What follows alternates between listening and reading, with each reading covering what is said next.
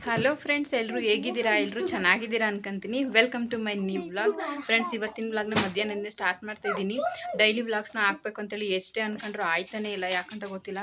ಅದಕ್ಕೆ ಇವತ್ತು ವ್ಲಾಗ್ನ ಇವತ್ತಿಂದ ಸ್ಟಾರ್ಟ್ ಮಾಡೋಣ, ಇನ್ನು ಡೈಲಿ ವ್ಲಾಗ್ಸ್ನ ಹಾಕೋಣ ಅಂತ ಹೇಳ್ಬಿಟ್ಟು ಅನ್ಕೊತಾ ಇದ್ದೀನಿ. ಇವತ್ತು ನಾವು ಹಳೆಬೀಡು ಹೊರಟಿದ್ದೀವಿ ನಮ್ಮ ಮಾಮರೂರಿಗೆ. ಬೆಳಗ್ಗೆ ಒಂದು 10:15 ಫೋನ್ ಮಾಡಿದ್ರು, ಹಿಂಗೆ ಏನೋ ಫಂಕ್ಷನ್ನು ಬನ್ನಿ, ಸಿಂಪಲ್ಲಾಗಿ ಎಲ್ಲ ಬರ್ತಿದ್ದಾರೆ ಬಾ ಅಂತ ಅಂದರು. ನಮ್ಮ ಅಮ್ಮನೂ ಬರ್ತೈತೆ, ಚರಿ ಮತ್ತು ನಮ್ಮಮ್ಮ ಅದಿತ್ಲೋಯಿ ರೆಡಿ ಆಗಿದ್ದಾರೆ. ನಾವಿವಾಗ ಬಸ್ ಸ್ಟ್ಯಾಂಡಿಗೆ ಹೋಗ್ಬಿಟ್ಟು ಬಸ್ ಸ್ಟ್ಯಾಂಡಲ್ಲಿ ಬೈಕ್ ನಿಲ್ಲಿಸ್ಬಿಟ್ಟು ಹೊರಡೋಣ ಅಂತಿದ್ದೀನಿ. ವಾಪಸ್ ಬರಬೇಕು ನಾವು. ಶನಿವಾರ ಇತ್ತು, ಮನೆ ಕೆಲಸ ಎಲ್ಲ ಮುಗಿಸಿ ಪೂಜೆ ಎಲ್ಲ ಮಾಡಿ ಇವಾಗ ಹೊರಟಿದ್ದೀವಿ. ಬನ್ನಿ.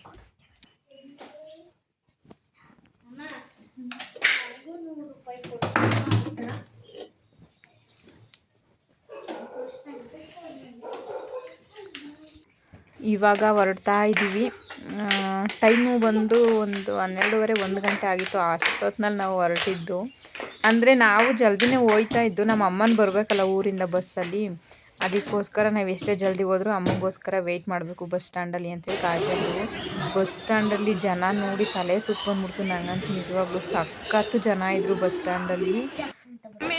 ಸರಿ ಮತ್ತು ನಮ್ಮಮ್ಮ ಇಬ್ಬರು ಬಂದರು. ಇವಾಗ ಬಂದ ತಕ್ಷಣ ನೋಡಿ ಮಾತಾಡ್ಸಲ್ಲ, ಬಂದ ತಕ್ಷಣ ಈ ಥರ ಸೈಲೆಂಟಾಗಿ ಗೊತ್ತೇ ಇಲ್ವೇನೋ ಇವ್ರು ಯಾರೋ ಅನ್ನೋ ಹತ್ರ ಇರ್ತಾಳೆ.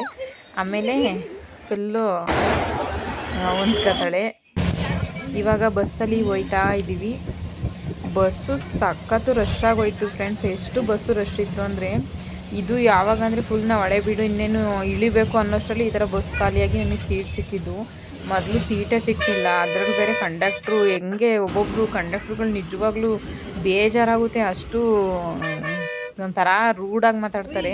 ಒಬ್ಬೊಬ್ರು ಒಳ್ಳೆಯರಿರ್ತಾರೆ, ಎಲ್ಲರೂ ಅಂತಲ್ಲ, ಒಬ್ಬೊಬ್ಬರು ಆ ಥರ ಮಾತಾಡ್ತಾರೆ.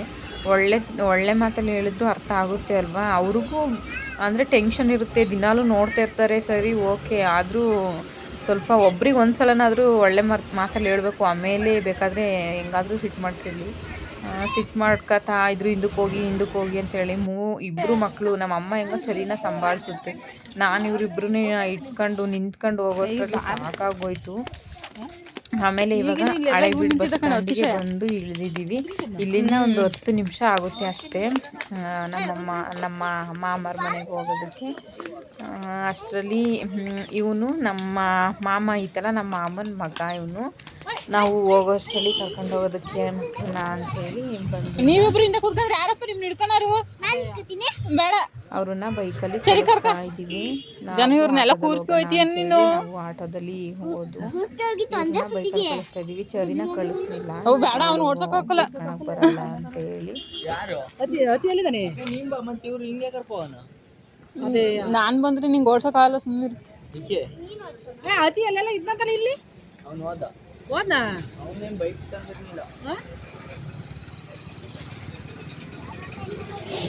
ತಡಿ.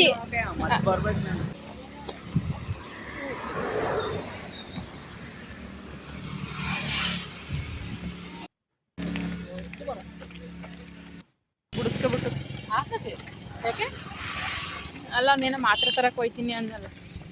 ನಾವೇ ಹೋಗೋದು.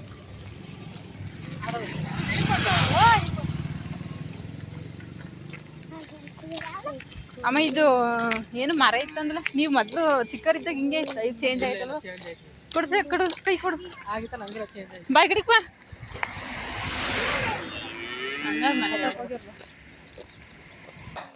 ಇದೇ ನಮ್ಮ ಅಜ್ಜಿ ಮನೆ, ನಾವು ಹುಟ್ಟಿ ಬೆಳೆದಂಥ ಮನೆ ಇದು. ಮೊದಲು ನಾವು ಅಂದರೆ ನಮ್ಮ ಅಜ್ಜಿ ತಾತ ಅವ್ರ ಜೊತೆ ಎಲ್ಲ ಇದ್ದಿದ್ದು ಇದೇ ಮನೆಯಲ್ಲಿ. ಇವಾಗ ಈ ಮನೇಲಿ ನಮ್ಮ ಅತ್ತೆ ಮತ್ತು ನಮ್ಮ ಅತ್ತೆ ಮಕ್ಕಳು ಇದ್ದಾರೆ. ಬಿಸಿ ಎಣ್ಣೆ ತಗೋಬಿಡು ಬಾಯ್ ಕಡಿ.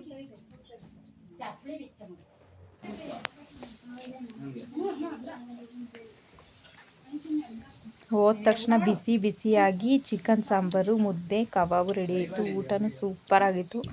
ಮಳೆ ಬಂತು, ನಾವು ಒಳಗಡೆ ಬಂದು ಕೂತ್ಕೊಂಡ ತಕ್ಷಣ ಮಳೆ ಬಂತು. ಆ ಮಳೆಗೂ ಸಾಂಬಾರು, ಮುದ್ದೆ, ಬಿಸಿ ಊಟ ಸಾಕಾಗಿತ್ತು. ಅದಕ್ಕೆ ಒಂದು ಮುದ್ದೆ ಊಟ ಮಾಡ್ತಾ ಇದ್ದೀನಿ.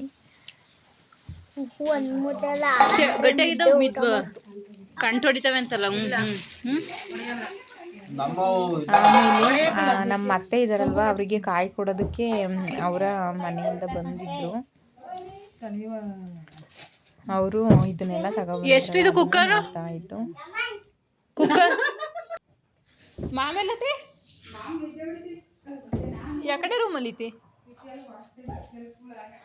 ಇವಾಗ ನಾವು ನಮ್ಮ ಇನ್ನೊಬ್ರು ಮಾಮ ಇದಾರಲ್ಲ, ಅವರು ಬರ್ತಿದ್ದಾರೆ, ಅಲ್ಲಿಗೆ ಬಂದಿದ್ದೀವಿ. ಅಕ್ಕ ಅಮ್ಮ ಮತ್ತು ಇವ್ರು ಬರ್ತಾವ್ರಿ, ಯಾರು ಕಾಯಿ ಕೊಡಕ್ಕೆ ಬಂದಿದ್ರಲ್ಲ ಅವರು.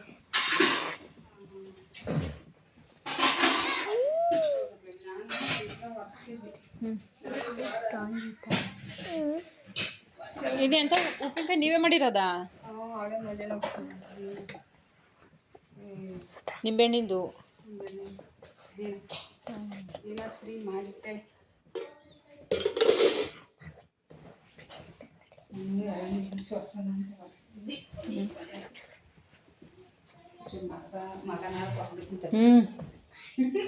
ಅವರು ಪಾಪ ಕಾಯ್ತಿದ್ರು. ಈ ಬಂದ್ಮೇಲೆ ಊಟ ಮಾಡ್ತೀವಿ. ಕಮಲಾಂಟಿ ಅಂತಾರ ಕಮಲಮ್ಮ ಅಂತಾರ?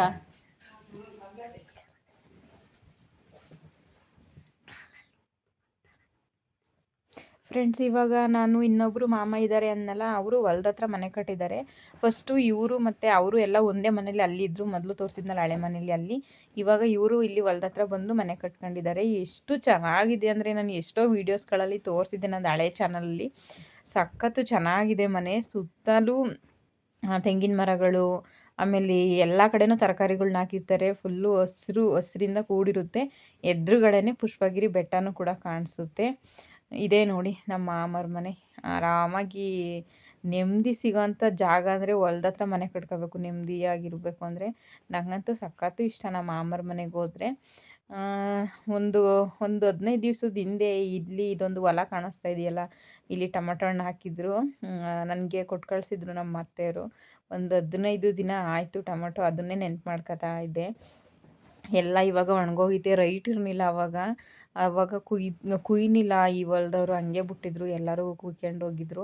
ಆವಾಗ ನಮಗೂ ಕೂಡ ಕುಯ್ದುಬಿಟ್ಟು ಕೊಟ್ಟು ಕಳಿಸಿದ್ರು. ಸಖತ್ತು ಚೆನ್ನಾಗಿತ್ತು ಟೊಮಟೊ. ಇವಾಗ ಅದಕ್ಕೆ ನೋಡೋಣ ಅಂತ ಹೋದೆ, ನೋಡಿದರೆ ಈ ಥರ ಒಣಗಿ ಹೋಗಿತ್ತು ಟೊಮಟೊ ಎಲ್ಲ. ಯಾವಾಗಲೂ ಏನಾದರೂ ಒಂದು ತರಕಾರಿಗಳು, ಹೂವು ಏನಾದರೂ ಹಾಕಿರ್ತಾರೆ. ಇವಾಗ ಇಲ್ಲಿ ಕೆಳಗಡೆ ಹಾಕಿರೋದು ಹೂಕೋಸು, ಇದನ್ನ ಹಾಕಿದ್ದಾರೆ. ಮಾಮರ ಮನೆ ಸಖತ್ತು ಚೆನ್ನಾಗಿದೆ. ಇವಾಗ ನಮ್ಮ ಅಮ್ಮರು ಬರ್ತಾ ಇದ್ರೆ ನಡ್ಕೊಂಡು.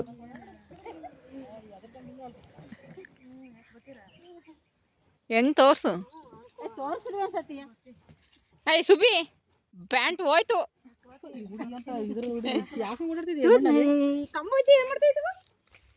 ತಲೆ ಕೆಟ್ಟದಂತಲ್ಲ.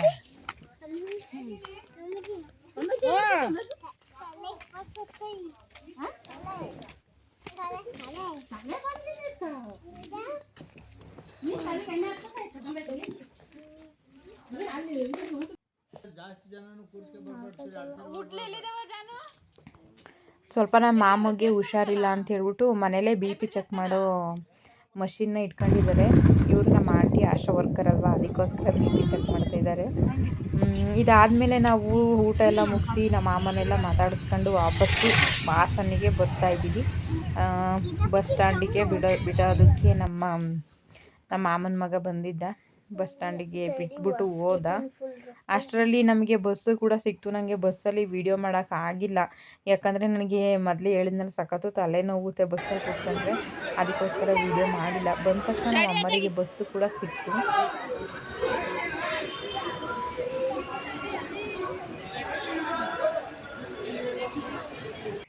ಸರಿ ಬಾಯ್. ಡಾಮಿನೋಸ್ ಪಿಜ್ಜಾ ಕಡೆ ಹೋಗೋಣ.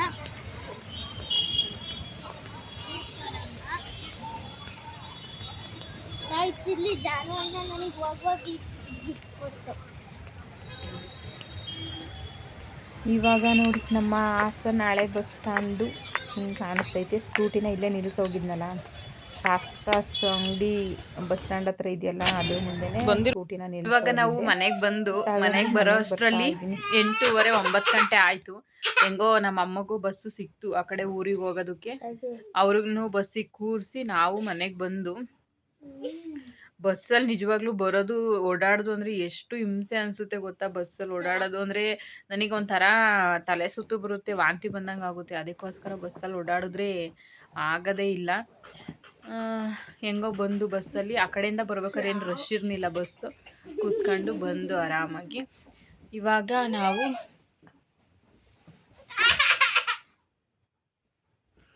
ಮಲಗ್ತಾ ಇದ್ದಾರೆ. ನೋಡಿದ್ರಲ್ಲ ಫ್ರೆಂಡ್ಸ್, ಇವತ್ತಿನ ಈ ವ್ಲಾಗ್ ನಿಮಗೆ ಇಷ್ಟ ಆದರೆ ಪ್ಲೀಸ್ ನನ್ನ ಚಾನಲ್ಗೆ ಸಬ್ಸ್ಕ್ರೈಬ್ ಆಗಿ ಸಪೋರ್ಟ್ ಮಾಡಿ. ಪ್ಲೀಸ್ ಸಪೋರ್ಟ್ ಮಾಡಿ. Thank you for watching. Bye.